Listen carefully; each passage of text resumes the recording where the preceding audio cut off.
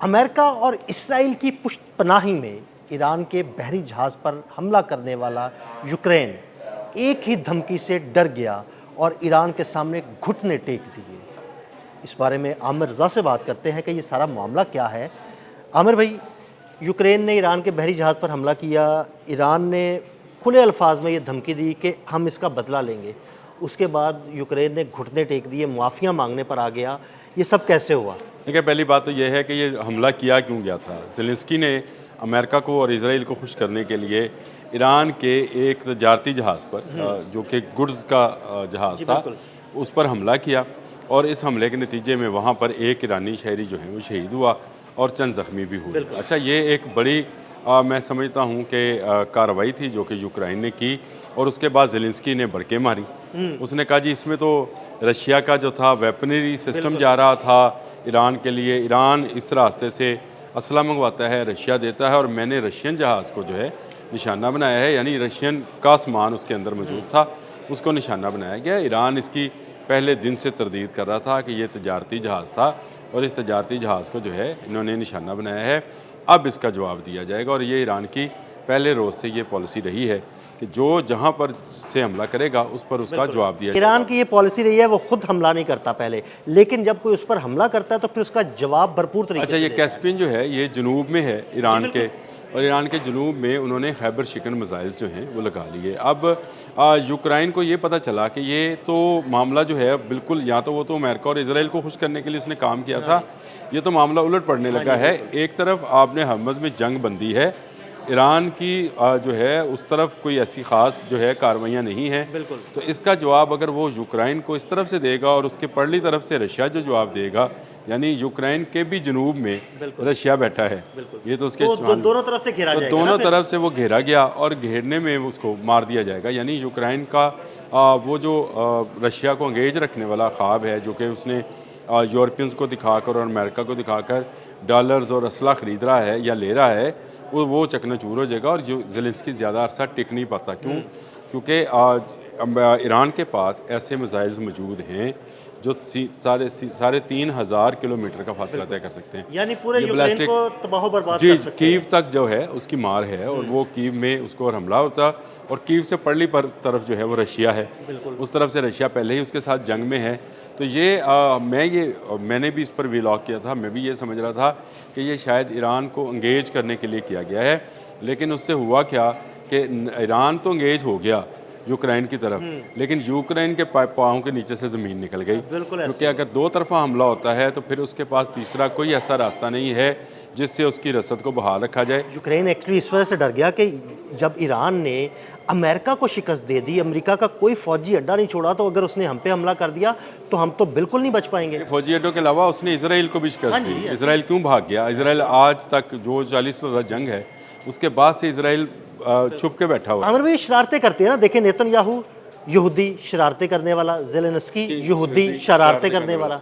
इन्होंने ये शरारत की, ये इनके गले पड़नी थी। अच्छा किया इनके वज़ीर ख़ारजा ने, यानी यूक्रेन के वज़ीर ख़ारजा ने फ़ौरी तौर पर अब्बास अराग़ची से रब्ता किया है और उसके साथ टेलीफोन पर ना सिर्फ माज़रत की और ये कहा कि गैर इरादी तौर पर ये मिसाइल हमला हुआ है। बाद में ऐसे ही कहा जिस पर ज़ेलेंस्की क्रेडिट ले रहा था यूरोप से, उसके बारे में ये कहा गया कि ये गैर इरादी तौर पर, यानी यूरोप से क्या क्रेडिट ले रहा था? वो तो अमेरिका में बैठा हुआ था, ट्रम्प से भी क्रेडिट ले रहा था और नेतन्याहू से भी मुलाकात बिल्कुल, कर रहा था। नेतन्याहू से भी। अब वो कह रहे हैं जी गैर इरादी तौर पर हुआ है तो हमें इस पर छोड़ दिया जाए। देखें, इससे पहले मसूद पशकियान का बयान आया था, फिर अब्बास अराग़ची का बयान आया था, इस्माइल बकाई ने इस पर बात की थी।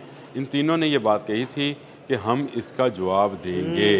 देखिए, एक ईरानी की शहादत जो है वो एक बड़ी ऐसे ही है, बिल्कुल। वो अपने किसी भी शहरी की शहादत को जो है ना वो नॉर्मल नहीं लेते। दूसरा, आपके पास ईरान के पास इस वक्त सिर्फ कैस्पियन सी ही है जहाँ पे कोई ब्लॉकेड नहीं है, यानी यही वो रास्ता है जिससे उसकी अद्वियात जो उसकी खुराक है वो आ सकती है और शिपिंग कंपनीज चाहे वो रशिया की हैं चाहे दूसरे ममालिक की हैं, वो कैस्पियन को ही इस्तेमाल करती हैं जो एक झीलनुमा है और इसके इर्द गिर्द 5 ममालिक जो हैं वो बैठे हुए हैं, उनमें से एक ईरान भी है। तो ईरान के लिए एक रसद का बड़ा रास्ता यूक्रेन ने रोकने की कोशिश की थी।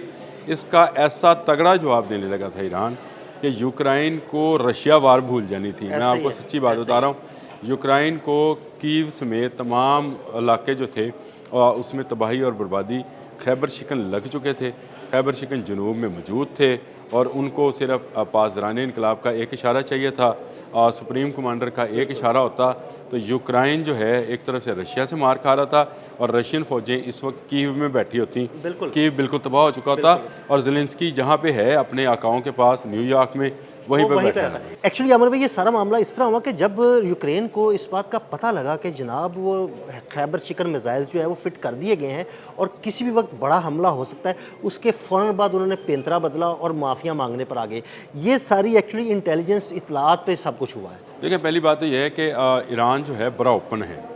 इसके लिए ओपन मैं इसलिए लफ्ज़ बोलता हूँ, देखें अमेरिका ने जंगबंदी की तो ईरान का क्या बयान आया, उन्होंने कहा एक तरफा है, हमने तो जंगबंदी नहीं की। बिल्कुल, देखें ये ईरान का बड़ा वाज़ेह और डट कर मौक़िफ़ है।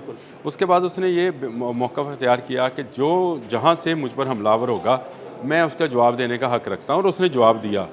वो आज के दिन तक उर्दन पर और बाकी ममालिक पर जो है मिडल ईस्ट के उन पर हमलावर है, यानी उन पर जहाँ से हमला होता है वहाँ पर वो जवाब दे देता है। अब ये यूक्रेन की बारी थी और यूक्रेन की ऐसी बारी लगनी थी, मैं आपको बताऊँ रशिया भी इसी इंतज़ार में है कि किसी तरीके से इसके यूक्रेन के शुमाल की तरफ से जो है इस पर जो है हमला हो और ईरान जो है ये जनूब से हमला करता है इस पर और वहाँ से जो है रशियन फ़ौजें जो हैं वो एंटर करती, कीव पे कब्ज़ा कर लेती। अगर एक मरतबा कीव पे कब्ज़ा हो जाता तो फिर मैंने जो आपसे कहा कि ये अपने आकाओं के पास यहूदी जो है ये वापस नहीं आ पाता, वापस ना आता, लेकिन कम अज़ कम मेरा ख्याल है फिर इसराइल चला जाता, जहाँ पे इनके मजहबी वो हैं वो इसराइल चला जाता। लेकिन यहाँ पर जो है ये ईरान ने बड़ी अच्छी हिकमत अमली इख्तियार की और उन्होंने इसको जो है यहीं पर रोकने की या ये कहें कि धमकियों से डर कर ज़ेलेंस्की जो है अपने वज़ीर ख़ारिजा को उसने आगे कर दिया, खुद वो पीछे हट गया और यूँ इस तरफ जो जंग थी मेरा ख्याल है ईरान के लिए टल गई। ये ईरान के लिए भी बेहतर है। अच्छा बेहतर है ना, क्योंकि ईरान एक दूसरी तरफ इंगेज नहीं हुआ और ईरान इस सारी तवज्जो जो है अपनी आपने हमस पर रखेगा, जो इस वक्त मेरा ख्याल है कि दुनिया का उसको क्या फोकसिंग पॉइंट बना हुआ है। हर एक का फोकस जो है इस वक्त आपने हमस है। बड़ी तजारत रुकी पड़ी है, चाहे तेल की है चाहे गुड्स की है, और दुनिया एक बड़ी जंग के दहाने पर पहुंची हुई। अमर भाई, ज़ेलेंस्की इस वक्त अमेरिका में बैठा हुआ है, उसने मुलाकातें की हैं, ट्रंप से भी की हैं, नेतन्याहू से भी की हैं, तो क्या आने वाले वक्त में फिर कोई मिस एडवेंचर तो नहीं करेगा? ये करेगा। पहली बात तो ये है कि इसने रशिया के साथ जंग ही मिस एडवेंचर किया हुआ है और अब भी ये दोबारा जो है ये कोई ईरान के साथ छेड़खानी कर सकता है। देखिए इन दोनों का, डोनाल्ड ट्रंप का और ज़ेलेंस्की का आका एक है और वो है नेतन्याहू, जो कि अमन नहीं होने देता है। और लेकिन ये एक ज़ेलेंस्की के लिए एक बड़ा इम्तहान होगा। अगर वो ईरान के साथ एंगेज होता है तो फिर रशिया जो है उसको छोड़ेगा नहीं, क्योंकि रशियंस ये समझते हैं कि इस वक्त ज़ेलेंस्की सिर्फ उनके साथ नंबर आज़मा है। अगर इस तरफ से भी उस पर हमला होता है और ईरान उसका जवाब देता है तो फिर रशिया डट कर दो काम करेगा। याद रखिएगा, ओपनली वो ईरान को असला फराहम करेगा, क्योंकि ज़ेलेंस्की बराह रास्त इस जंग में जो मुलव्वस होगा, एक तरफ वो रशिया की तरफ मुलव्वस होगा, दूसरी तरफ ईरान की तरफ, तो रशिया के लिए ये जंग को मुश्तरका जंग करार देना जो है वो आसान हो जाएगा और फिर तमाम अड्डों पर जो ईरानी अड्डे हैं उन पर आपको रशियन मिसाइल्स और रशियन जहाज़ जो हैं वो उड़ते हुए नज़र आएंगे। ये उसके लिए बड़ा अच्छा मौका होगा। तो मेरा ख्याल है इसी को मद्देनज़र रखते हुए उन्होंने अपना पहला रब्ता तो अब्बास अराग़ची के साथ किया कि ताकि ईरान की तरफ से हमला ना हो, लेकिन अगर ये हो जाता है तो फिर एक मुश्तरका जंग होगी ईरान की और रशिया की, और रशिया पर वो पाबंदी कि बैनुल-अक़वामी तौर पर कि जंगी हालात में आप किसी एक मुल्क को अस्करी इमदाद नहीं कर सकते, वो ख़त्म हो जाएगी। बिल्कुल, ये वो ख़तरा है जिस पर ज़ेलेंस्की और उसकी हुकूमत झुक रही है। बिल्कुल, बहुत शुक्रिया आमिर भाई। आमिर भाई ने बड़ी तफसील के साथ इस सारे मामले पर रोशनी डाली। मज़ीद अपडेट्स के लिए मैं फॉलो करते रहें अदील अहमद और आमिर रज़ा को इजाज़त दीजिएगा। अल्लाह हाफ़िज़।